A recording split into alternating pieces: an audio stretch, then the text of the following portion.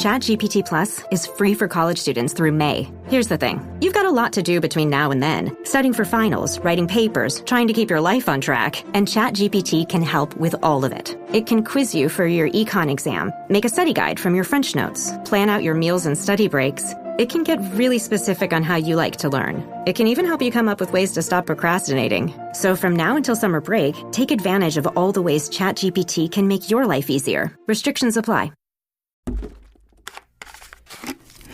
Clorox Sentiva smells like lavender.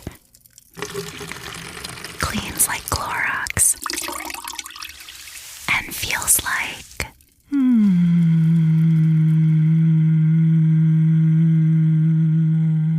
All right, that could go on for a while. Experience the long-lasting freshness of Clorox Sentiva. Available in Clorox Sentiva Lavender Scented Bleach. Use as directed. Hi, we're sisters, Amy and Nancy Harrington, the founders of the Passionistas project. We've created an inclusive sisterhood where passion-driven women come to get support, find their purpose, and feel empowered to transform their lives and change the world. On every episode, we discuss the unique ways in which each woman is following her passions, talk about how she defines success, and explore her path to breaking down the barriers that women too often face. Today, we're talking with Georgia Stitt, an award-winning composer, lyricist, music producer, pianist, and activist. Her original musicals include Snow Child, Big Red Sun, The Danger Year, The Big Boom, The Water, Mosaic, and Samantha Spade, and Ace Detective, which won, Samantha Spade, Ace Detective, one title, which won Outstanding New Musical from National Youth Theater. Georgia has released 4 albums of her music: A Quiet Revolution, My Lifelong Love, This Ordinary Thursday, and Alphabet City Cycle. She has a large library of published choral music, including The Promise of Light and De Profundis. Did I say that right? Mm-hmm. And is currently producing a new album of theatrical art songs and an oratorio called The Circling Universe. Georgia is the founder and president of Maestra Music, an organization for women and non-binary theater musicians, and is in leadership at the Dramatists Guild and the Recording Academy. She teaches musical theater writing at Princeton University. Oof, I'm tired from that. I don't know how you do it all. That was long.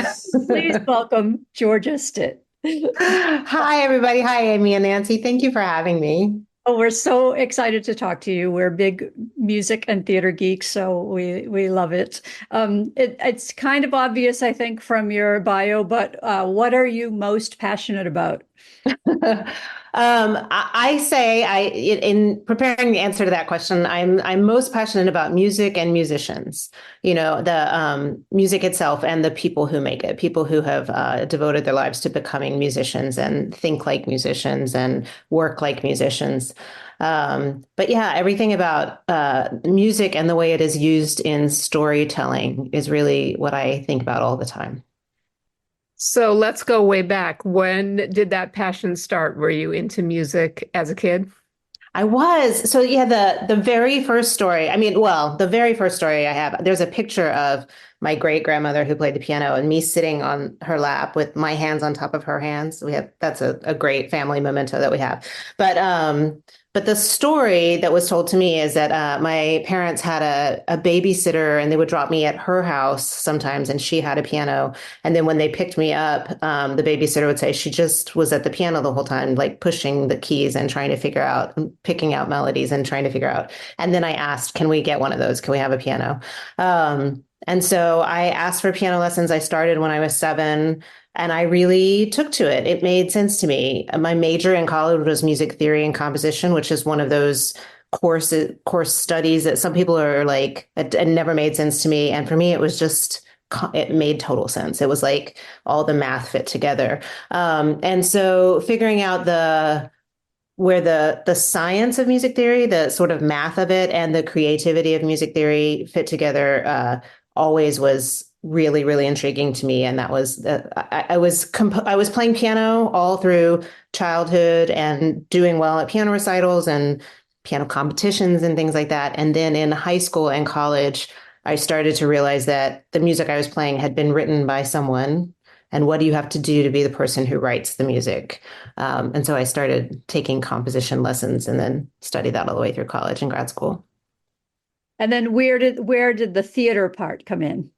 Oh, the theater part. No, this is actually a fun story too. I was playing classical piano and studying composition in college. I mean, I always did musical theater on the side in high school. Like I was in the school musicals and that sort of thing. Played in the pit or sang in the stage, whatever. I was never a star in that, right? But I had fun doing it with friends. And then when I was in college, I think it was after my sophomore year in college, I had studied conducting. And my conducting teacher said, we're looking for a pianist at this summer stock theater where I work as a conductor. Would you have any interest in coming to Cape Cod, Massachusetts for the summer and working on musicals and living on the beach? And I said, yes, sure. And that summer, summer stock is you do not, on my case, you do 9 musicals in 11 weeks. So you rehearse one musical during the day and then you perform the musical you rehearsed last week. And then once a week it shifts over to the next. And it's exhausting and really fun. And no budget, bare bones. Everybody's also working in the kitchen, doing the dishes and mowing the grass and all whatever, not really mowing the grass, but, and I was exhausted, but it was also, it aligned with my awareness that somebody was a composer. And so every week I would play, one week it would be an old operetta like The Merry Widow, and the next week it would be Guys and Dolls, and then the next week it would be Maury Yeston's Phantom, and the next week, just totally different styles of music. And I was like, and sometimes they were piano reductions, and sometimes they were little orchestrations, and sometimes they were symphonic orchestrations, like just trying to figure out how to read the scores. And I thought, I want to do that. I want to be the person who makes it. I want to, I just don't want to play it. I want to make it. And I went home and said, I want to write a musical. So junior and senior year, I actually wrote an opera first in college, but I think that really was because my teacher didn't know anything about musical theater. And he was like, I can't help you with that, but we could write an opera. Okay.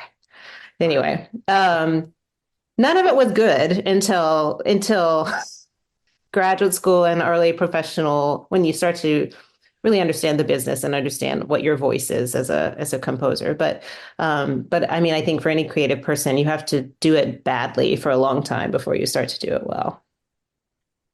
Totally. So what kind of music, opera being kind of guided that way by your professor aside, what kind of music did you gravitate toward, and as you were writing, how did you start to define what your voice was? That's a really great question. I think because of my classical background and because I had studied so much piano, my earliest work, really sort of at the center of my voice still, is piano-driven lyrical work. I did a lot of setting poetry to music, and part of the process of moving from the classical space into the theater space was learning how to be a pop musician.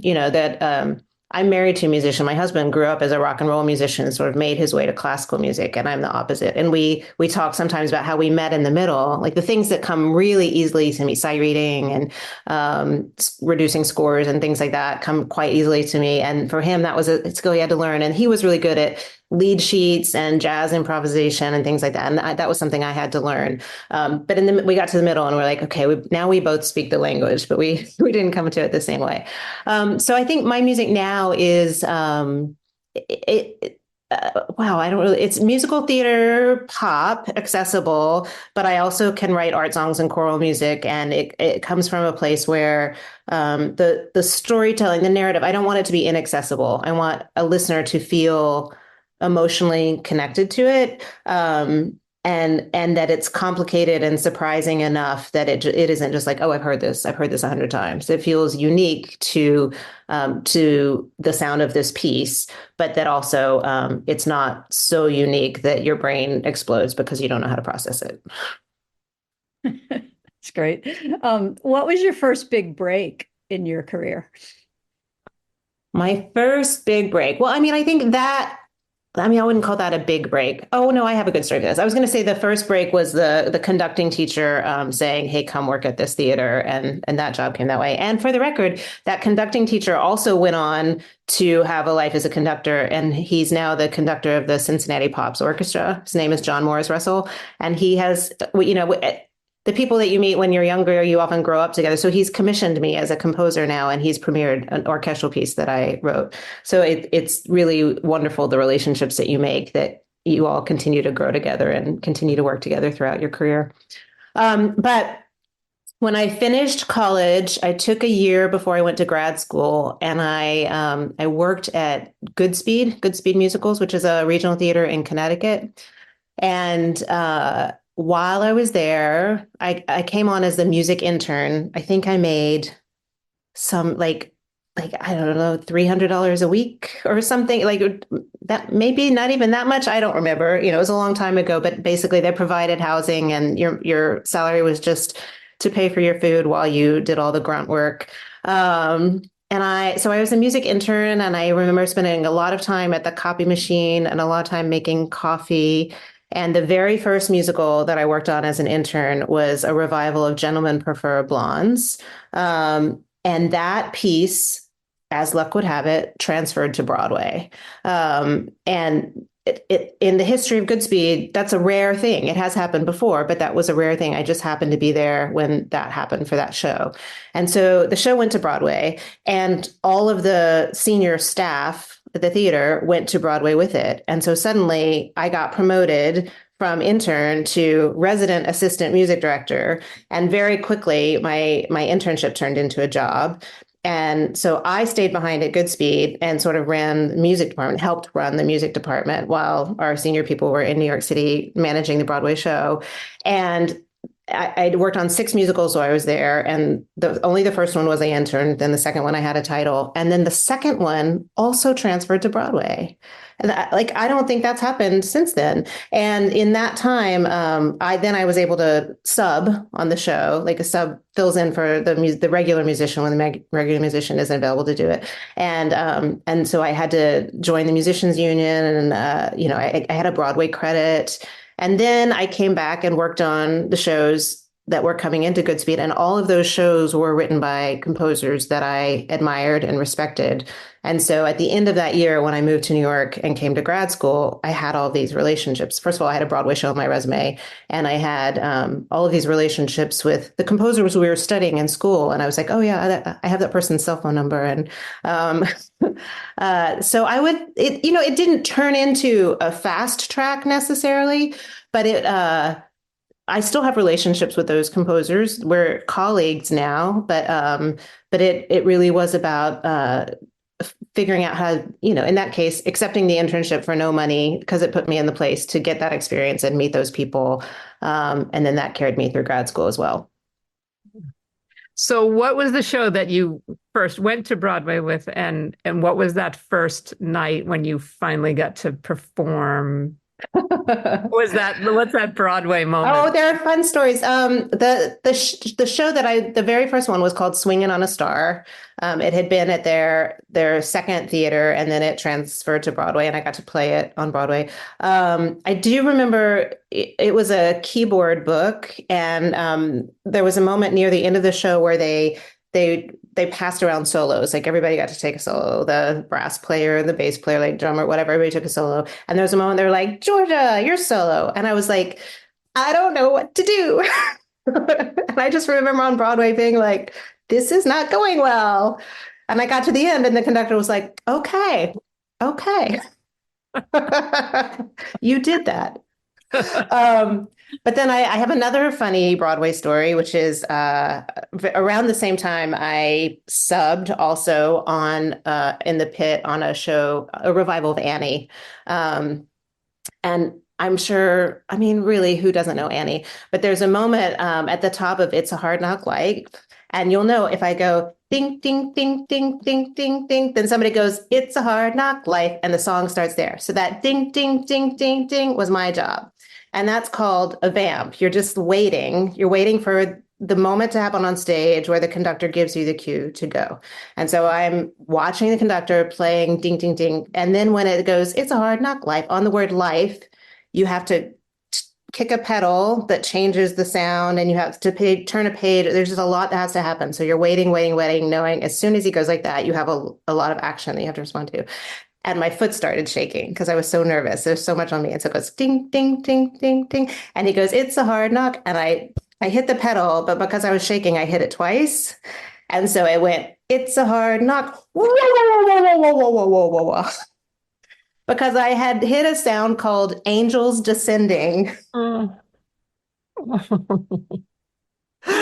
And I looked up and the conductor was laughing, everyone else was laughing, and then I fixed it and we went on. And it was one of those moments that for me was so enormous. And, like, that's it, my career is over. And in fact, it was like 2 seconds in a Broadway show and it fixed itself and it went on.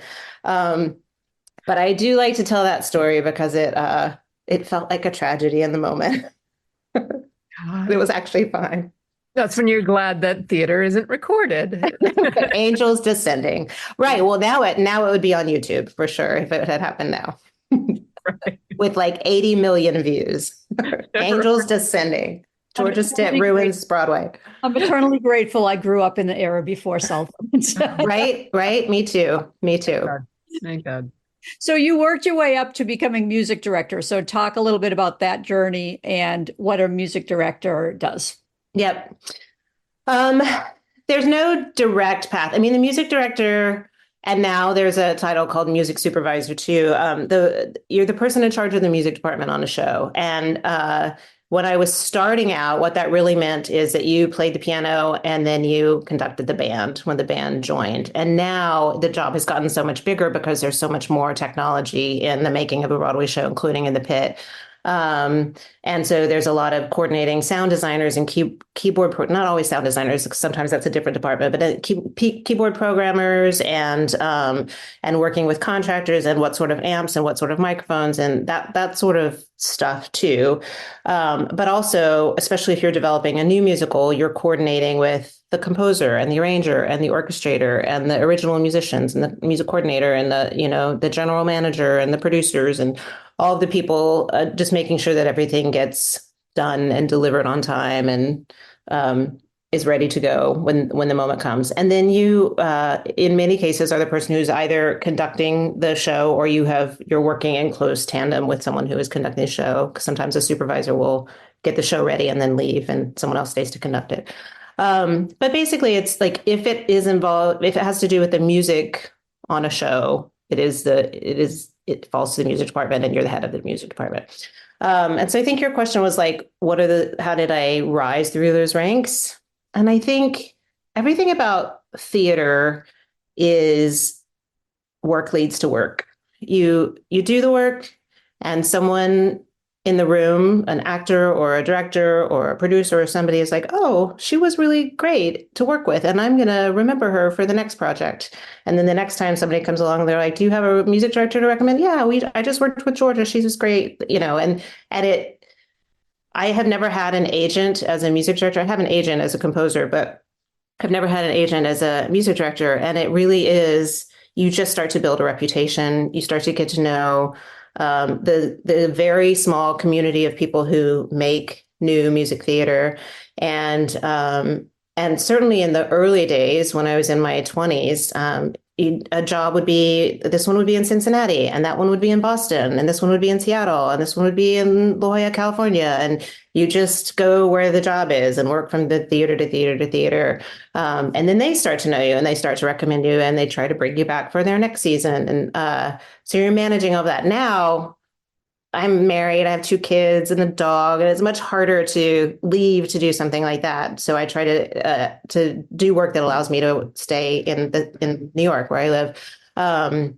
But certainly there's this golden period of time where the ability to travel just means work leads to work. So that's a lot of different parts of your brain that you have to use in that kind of job, right? You have the artistic part, but you also you were saying the math part, which I think is fascinating because I never thought of music in those terms. And then you have the organizational part and the people part. So Yep. what are your biggest challenges in that role, and what are your favorite things to do? That is great. So I have a friend, a really good friend and colleague. For if anyone who is listening is in our world, it's Mary Mitchell Campbell, and she is a very prominent music supervisor. She and I grew up in the business together, and I'm sure I'll bring her name up again because she also is a part of the organization that I started. But she and I talk about how a good music director really has to be well balanced in the music part and the management part. Like you can be really great at the music, but if you can't communicate the teaching of the music to the actors and help the actors deliver the performance that they need to deliver, you can't actually do the job. So there's the people skills and then the management skills of like, I mean, honestly, sometimes talking someone off a ledge, a tantrum, or bringing the emotional temperature down in a room. There are moments where we were like, it's just musical theater, you guys. Like, it's going to be okay. Because, there's a lot of money and there's a lot of reputation and a lot at stake. And then the management of like literally spreadsheets of like, did this work get done? Did this get delivered? Has this person been contacted? That sort of work too. I was always a musician, but I was also a very good student. And I sometimes refer to someone as like, I am going to make an A person, the kind of person who is like going to do it and is going to make an A. And I was that person. Like, I'm going to figure out how to do it. I'm going to figure out how to do it well. I'm going to figure out how to like get the approval of the teacher and do it right. Sometimes to my detriment as an artist, right? If sometimes the people who are really creative and don't care what it takes to get an A can think outside of the box more easily. But I was always a type A, make an A person.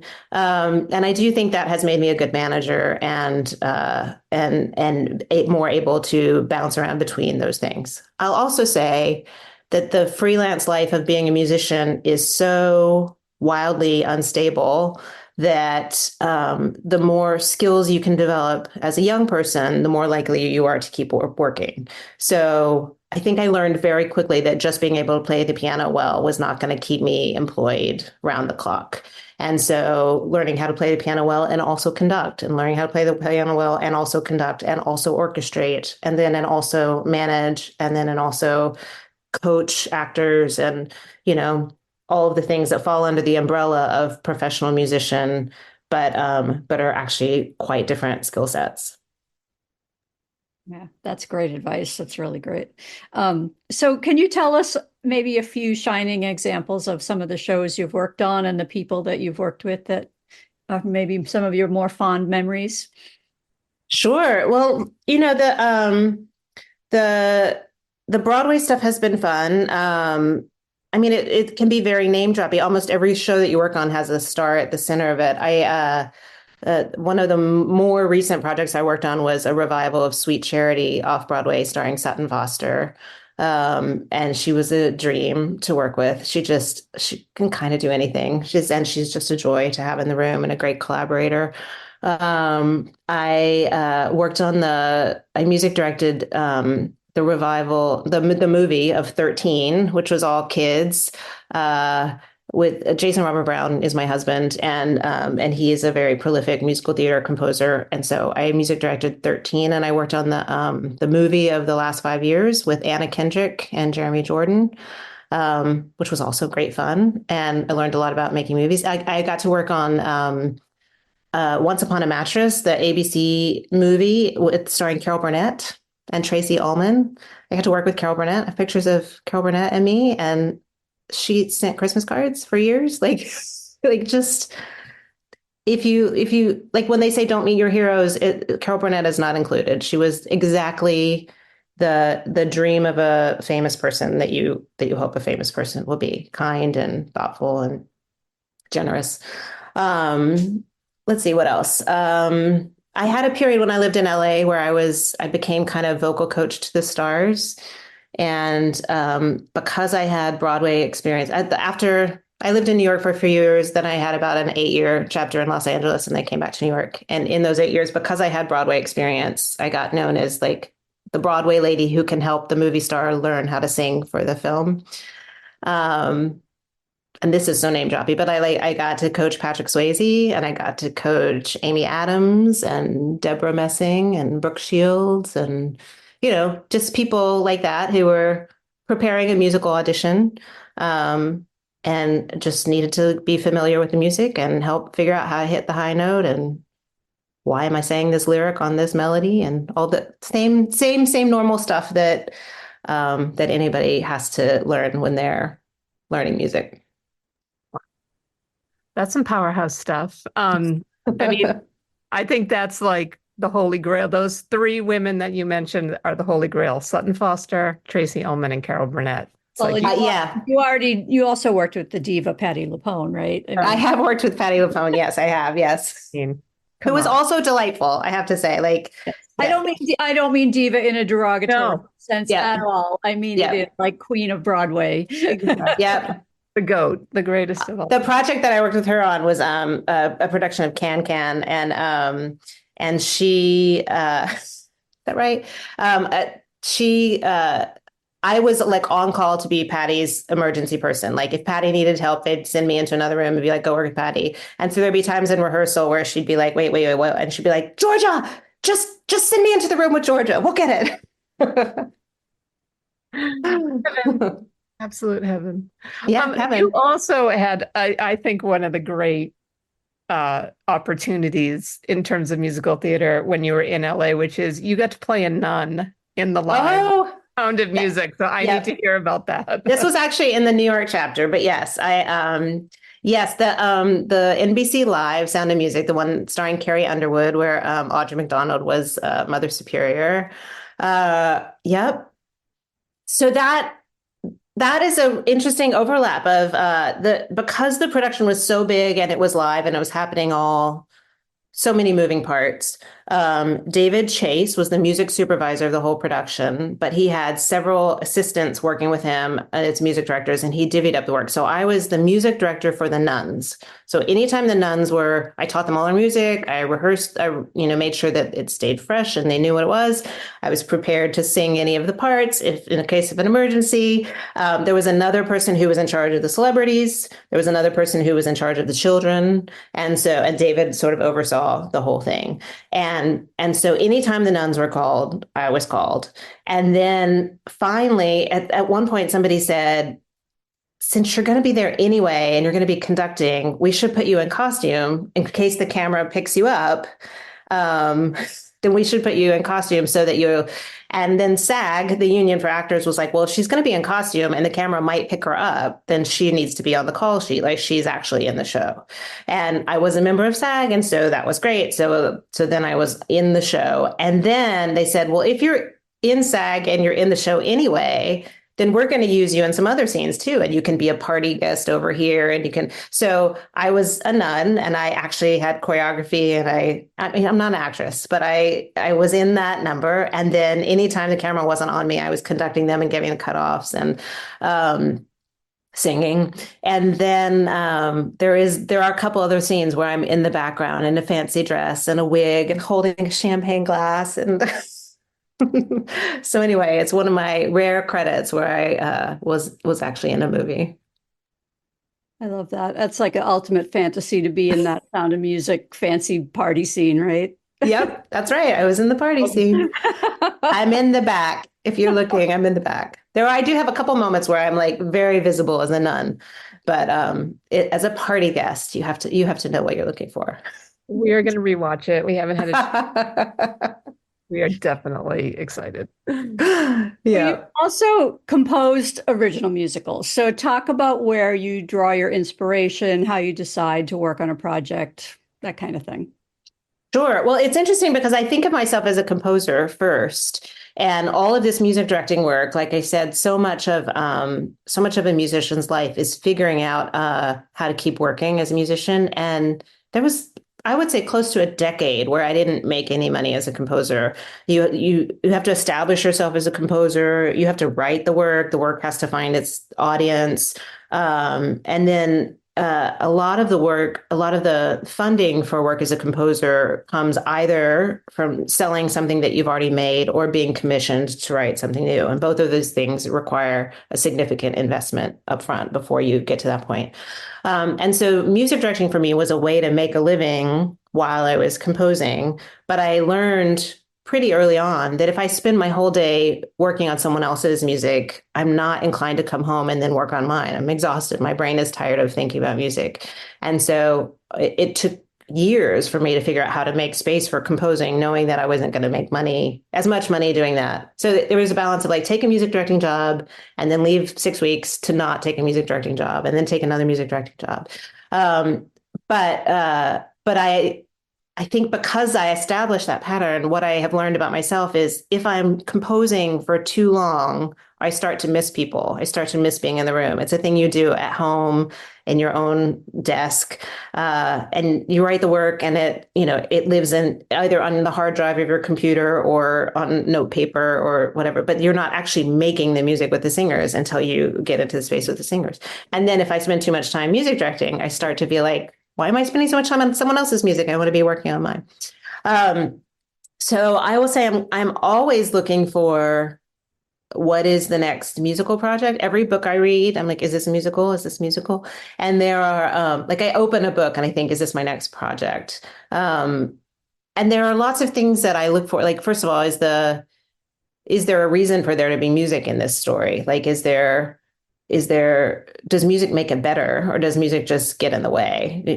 Either, an obvious answer might be the characters are musicians and so that makes sense. Or it lives in a world where the music can provide a whole lot of information about where we are. And, like it's set in Italy in 1873 and you're like, okay, I know what that sounds like. Or it's set, like my last musical was set in Alaska in 1922 and the music is bluegrass. And so it's the sound of like the instruments that would have been not native to, but found in that space, in that place.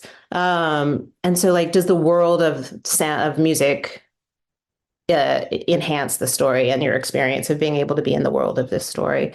And then, are there too many characters, or are there like too many locations, or is there a beginning and a middle and an end to this story? Things like that I look at. But I'm always looking for them in my own experience. And then sometimes people bring them to me. Sometimes artistic director or producer or a collaborator or somebody will say, I have this idea for a piece and we need a composer. Will you take a look and see if this speaks to you? But it's always a question of, musicals they say like 4 to 12 years to develop, depending on what else you've got going on and who else is involved and how quickly the payoff of this investment is. And so is this a story that I can live with for that long? Do I want to be with these characters and exploring this story for the length of time that like college is, at least? And sometimes the story is like, yeah, this is a really rich world. And these are the really interesting themes that I want to dig deeply into. And sometimes you're like, I hate these people. I can't live with them for that long. And then how do you go about mounting an actual production of one of your original shows? Well, you have to you have to have partners. I mean, you have to either have a producer that has committed to you and to this piece, or you have a theater that has a developmental arm. There are a number of steps that are traditional. Like, it's pretty rare that someone just writes a musical in a vacuum and then tries to figure out if anybody wants it. Usually you're pitching the idea, you're trying to get your partners lined up front so that you don't spend those 4 years writing something that nobody's interested in doing. But a common first step is to do a reading of the piece, which means, the actors have music stands in front of them and there's just a piano in the room and they've spent some time learning the music and they sit at the music stands and they sing the songs and read the lines. And so you can hear it, you can hear your show, but there's nothing visual. They're not in costume. There are no lights, there's no sets, no anything like that. And then if you do a reading and people come to watch it, like people in the industry come to watch it and they they're like, I'm interested in helping you develop this. I'm going to invest in it. Or my theater has a developmental space. We can put it on our second stage, or we could do it at a college, or we could, at the summer stock theater or something, to like give you a chance to try it. And there's like a ladder of steps that can happen as you can enter it in a competition and get some acclaim that way, or a festival, get some attention that way. And then eventually you get a production, and if that production goes well and gets a good review, someone else sees it, and a smart producer will be building a path to take it forward. And ultimately, I think you have to have a cast album for the show to live on beyond the people who were able to see it in the room when it was happening. And then, of course, the more successful you are, the more likely you skip all those steps and you just get commissioned to write a show. And it's called a first class production. It's going to go to Broadway, or it's going to go to the West End, or it's going to have a national tour, or some first class production, because you have already paid those dues in other projects, or they know what you're capable of doing, and they commission you to write the piece, and it's going to go anyway. There are lots of different ways that can happen. But if today I read a book and I was like, I think this is my next musical, I would call my agent and say, I have this idea. Can we option this book? Can I option this book? Or do you know of a producer that you think might also be interested in this? And can I have a meeting with them? And then you just try to build the team to get the commitment that the show is going to happen before you actually make it. Wow, such a process. And definitely musicals for a process that takes 4 to 12 years. You write them faster than the average timeline, it seems like. Oh, you think so? No, it just depends. It totally depends. Every now and then you hear about a show, like a show getting a production, and you're like, I think I heard about that show when I first graduated from college. Like, that show has been around for decades. Yeah, takes forever. Yeah. So talk a little bit about your experiences as a woman in music on Broadway, because it's a very male-dominated field. So what's that been like for you? Yep. Well, I'll lead with, I founded an organization called Maestra that I'm sure we're going to talk about as we go on. And Maestra is the female version of maestro, which is the thing we shout out to conductors. And it means the leader of the music, but maestra is the feminization of that word. Because it has been a very rare experience for me to be in a music department that was populated with other women. I'm mostly, especially in the early years, I was mostly the only woman on the music team most of the time, and often the director, choreographer, those people were men too. It is very important to me to say, when I say the story, that my mentors were men, and they were wonderful and generous, and I learned the entire business from them. And so I wouldn't trade those experiences. I had spent years in mentorship or as an assistant to consecutively several different people, composers and music directors alike. I learned about conducting. I learned about the musical theater canon. I learned about playing music. I learned about music technology and orchestration, all that from the men that I assisted. I had a music director who hired me for my first TV and film job, and then several after that. Everything I learned about working in that industry was because he invited me into the room. But I was always the only person in the room. And I thought, how do we get more women into spaces like this? And it is interesting that I never apprenticed or was mentored by a woman. And I can only think of a handful of women that are a generation ahead of me that do this for a living, because there just were not many women in that space at all. Certainly not working at the top of the industry. And so I referred to Mary Mitchell Campbell earlier, and Mary Mitchell and I were pretty much the same age, climbing up the ladders at the same time. And in our very early years, right out of college, we both made it a point of saying, like, I'm not available to do that, but you should call Mary Mitchell. She might do it. And she would say the same for me. And so we would call each other and be like, I turned down a job today, but I told them to call you. Or Or I'm doing this job and I need a sub. Would you like to be my sub? And then we can both have it on our resume. Or she was the person that I call and I'd say, I got this job offer and here were the terms of the contract, but that doesn't sound fair to me. And she'd be like, oh, I've worked for those people before. And here's what you have to say. Like, just having that person. We always said, like, you're the person that has my back and I'm the person that has your back. And to me, that was in my life, that was synonymous with like a girlfriend. That's what a girlfriend does, is like the person who has your back. Of course, I've now married a male composer who has my back and I have his back. So I have that in that space too. But in those early years, it was Mary Mitchell. That was that person in my career. And so let's see. It was interesting to climb up the ranks with her, and both of us be aware that there weren't role models that we were looking to. There might be women a few years ahead. And then in that year that I was at Goodspeed, and I said I worked on 6 musicals. One of the musicals that I worked on was a piece written by Janine Tesori. And Janine is the preeminent female composer of our time in musical theater. She's got an opera opening at the Met like this month right now. And she wrote Violet, and she worked on Thoroughly Modern Millie, and she what can I list? Caroline or Change, and several musicals. It's so funny. I could try to list Soft Power, try to list all her musicals right now. But she's extremely prolific, and it was amazing to me. I think it was pivotal to my worldview in a way that I didn't realize until much later, that in those years where I was learning how to be an assistant, she was one of the people that I was an assistant to. And I remember both watching her work as a composer. I didn't watch her write. I didn't watch her sit in the room and watch her write, but I would watch rehearsal, and they would give her a task, like, can we come up with something different here? And then the next day she would bring it in, and I would be like, oh, she did that overnight. That's how that works. That's how that happens. And then I also just remember being in the green room having girl conversations too, like about where do you get your eyebrows done, or, whatever thing.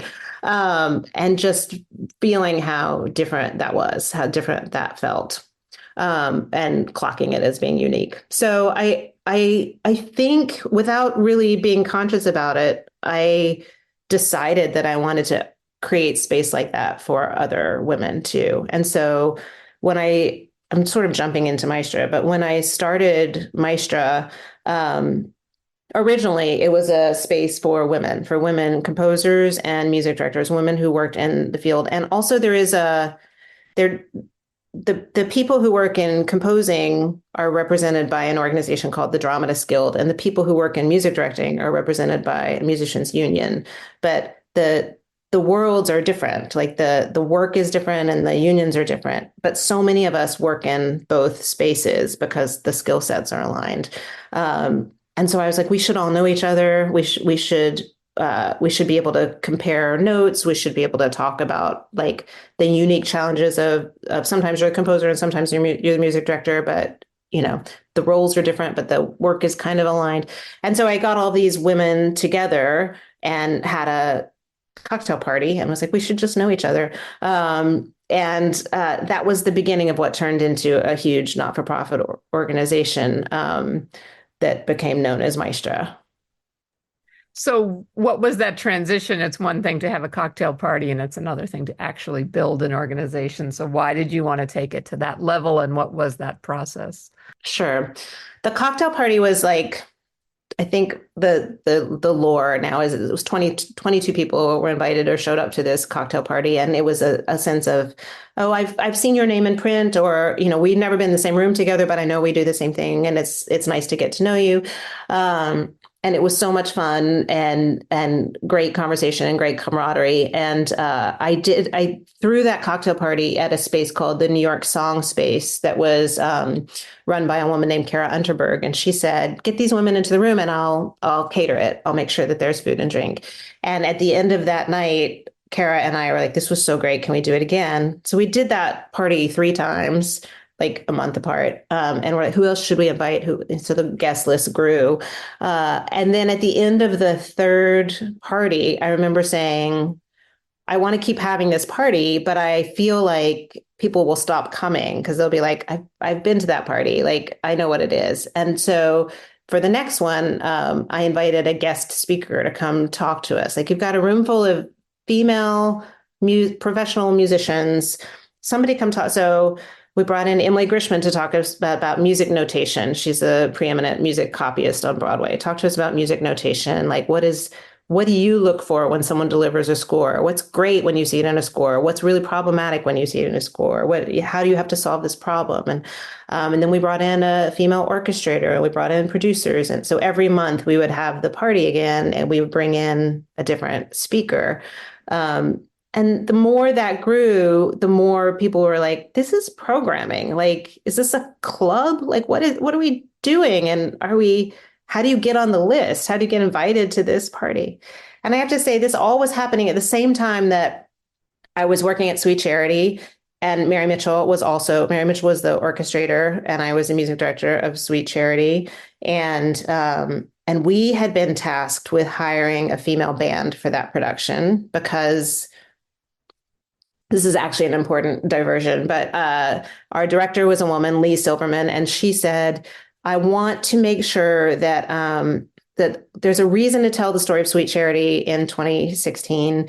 And the idea is that when she goes out into the world, the character of Sweet Charity, which like Hooker with a Heart of Gold, when she goes out into the world, she has to put on a kind of armor because she's out there looking for someone to date and navigating her way through bad men who are not good people to date. And then she comes back to her dressing room and she lets down her armor and she's with her girlfriends, and a lot of her songs happen there. And the band is making songs and the band is visible on stage. And so there shouldn't be men in that space. There should just be women in that space, because that's where she feels safe with her girlfriends. And Mary Mitchell and I were like, I have never been given a dramaturgical reason why I should hire women instead of men, but okay. And so we set out to hire a band of 6 musicians. I was one of them, 5 musicians. And it was really hard to find a female drummer, a female bass player, a female guitar player, a female woodwind doubler. There were a lot of female cellists. But I started calling around the music contractors, which a contractor is the person who's the middle man between the musicians and the producers, and who gets the musicians hired. And I was like, I'm looking for a female rhythm guitarist who can play a Cy Coleman score and is willing to work off Broadway. And they'd be like, oh, great, here's a name. And I'd be like, I called her. She's not available. She's doing a Broadway show. Who else have you got? And they'd be like, well, she's the one I always call. And I was like, you have one guitar player on your roster? There's one guitar player in New York City who can do this job? And they're like, well, no, there must be more. Let me look. Let me get back to you. And so finally I called that woman and I was like, apparently you're the only woman in New York who can do this job. And I know you're not available, but who are your colleagues and who are your really exceptional students? And she had a list. She had a great list. She knew who they were. And so anyway, eventually we got our band. And so since then, after that, people were like, I hear you have the list. Because I had started a spreadsheet of the people we called who weren't available, or the people who called who were like, yeah, it just weren't available. Like, I'm on tour, or I'm, whatever. But could have done it under other circumstances. And so people were like, I hear you have the list of like all the female bass players in New York, or all of, And I called the 2 guys who made my own personal website. And I said, would you build me a little directory? And that these people can put themselves in, and they can build a profile, and they can say like, I'm a musician, I work in New York City. I'm a female musician, I work in New York City, and you should know I exist. And so we built a little directory, and I just thought I was making this thing that was like a service, like a gift to the city, to the industry, but people started using it, and more musicians started putting it into. So anyway, the idea of the cocktail parties and the idea of the directory sort of merged together, and I was applied for not-for-profit status, and we came up with the name Maestra, and the whole thing started there. And so the directory still exists. We have almost 2,500. We have 2,479 as of this morning people in the Maestra directory. it's global. So there's a huge 61% of the directory is based in New York City, but the rest of it, 39%, is not. And they're all over, anywhere there's a market in musical theater or opera. We say anyone who makes music for the stage.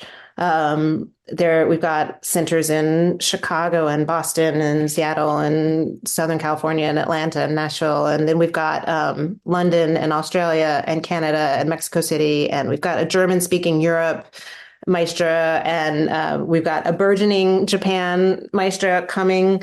And so we're just trying to build. Oh, and it's also very, very important to say that we did start as a women's organization, but very early on we brought in a gender consultant and realized that we changed our mission statement. So it's women and non-binary people now. Women, of course, including trans women and non-binary people, to make space for anyone who is who belongs there. If you feel like you belong in this space, then you're welcome to join the space.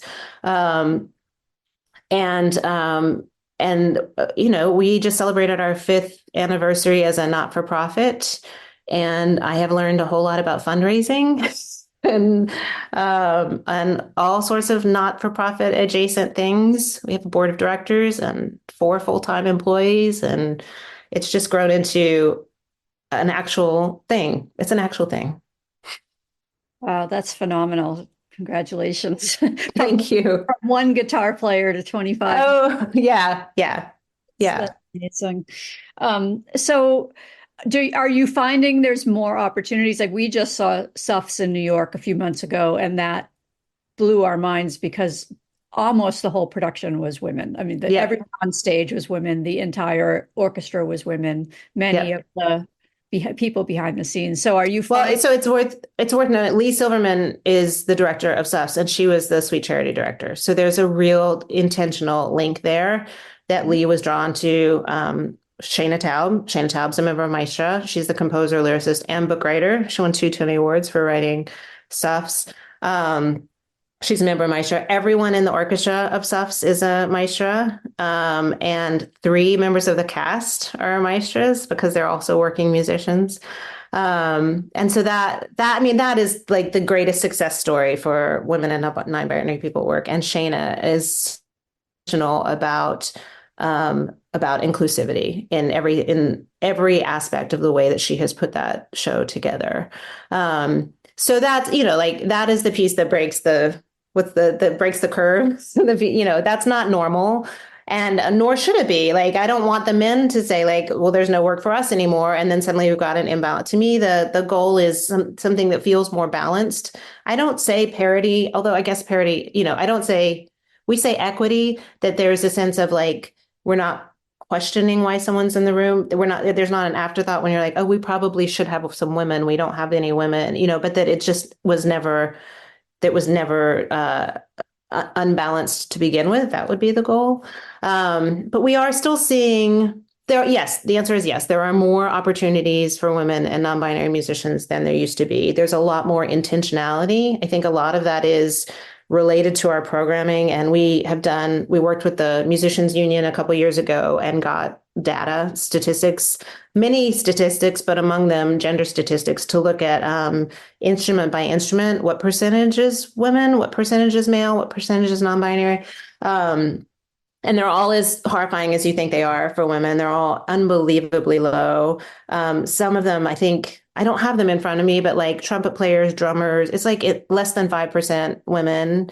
And then there are lots of like shocking statistics, like there are no women guitar players unless they're visible on stage. And then there are guitar players. If you can look at them, then you'll hire a woman. But if you don't have to see them, then you'll hire a man. Just statistics like that were shocking. But once we had them and were able to share them, I think the industry responded and said, well, I had no idea. And this is a problem. And we're doing this kind of inclusivity work on stage. Like we're changing the way that we cast actors, and we're changing who's visible. And so maybe we should do the same sort of work backstage and under the stage and make sure we're having the conversations around inclusivity. And I will say also, it makes a difference that there are more and more women producers. There are more and more artistic directors and general managers, and people who run advertising campaigns. And, you talk in the corporate world about when the change happens at the C-suite,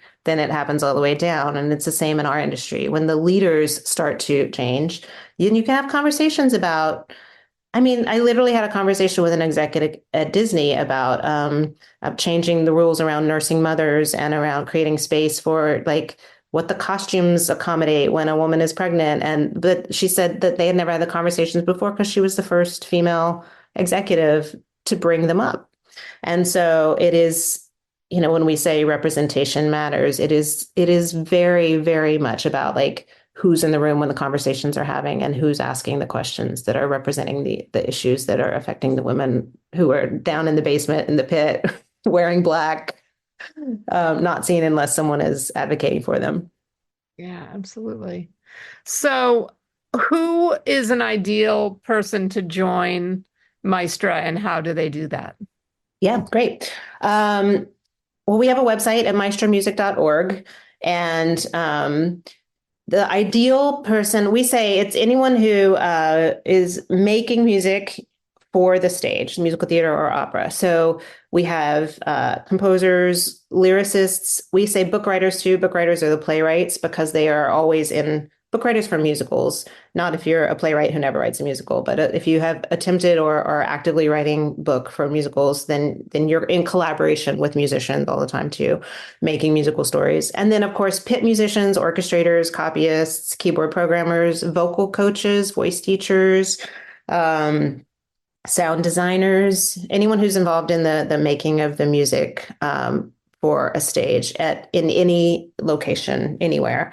And it's very niche, I think, in terms of like changing the world. It's a very small market, and yet we're finding parallels in almost every industry. And so we have a lot of allies and advocates and supporters in other industries that are saying like, I'm a chef, but we're doing the same thing in my business, or and so then we have a term that we say Maestra adjacent. If you're a Maestra adjacent person, meaning that you're deeply aligned with the mission, but you can't actually join the directory. And a lot of those are producers or men or people who are like, I'm totally behind this organization. I just some of them are donors and some of them are like, that's not the way that I show up, but I'd like to show up in a different way. And then I will say we do have one program that we have a program called Rise that is trying to do the same thing for the industry beyond musicians, and especially doing work towards people of color. So we say that is the greater industry, everyone except actors. And Rise Theater has its own website and its own organization, its own directory, and it is a program of Maestra. It is under our umbrella, but that program in particular has support from the Miranda Family Foundation, which is Lin-Manuel Miranda and his family's organization. And Lin-Manuel came to me and said, I see what you're doing with Maestra, and I want to do the same thing for the whole industry. But I want to be sure to like activate and make visible people of color who are the set designers and the lighting designers and the wig designers and the general managers and the ticket agents and basically everybody who works there. So it's not just about gender and it's not just about race, it's accessibility. We keep saying that Rise is like the yellow pages for the theater, including white men. White men can be in Rise too. Like it is the yellow pages for the theater. But the idea is that the work of promoting people and the visibility that we do around it and the network partners that we're aligning are people who are doing work in the DEIA space to make more accessibility for the people who are in the directory. So the true answer is like, if you work in the theater at all, there's probably a space for you at Maestra. But in the Maestra directory itself, it's specific to musicians who are women and non-binary and their supporters. So what can we non-theater Maestra adjacent people, women in our community, what can we do to support your mission? That's great. I love this question. Okay, well, obviously, if you're in a position to make a donation, even a small donation, it's a not-for-profit organization, it's tax deductible, and we are in great need of financial stability. Also, if you're, all the things that you can do with any not-for-profit, if your company does matching donations, or if you are in a position to recommend an organization to a donor-advised fund or to a foundation that is looking for doing work in gender equity or the arts or anything like that to recommend us.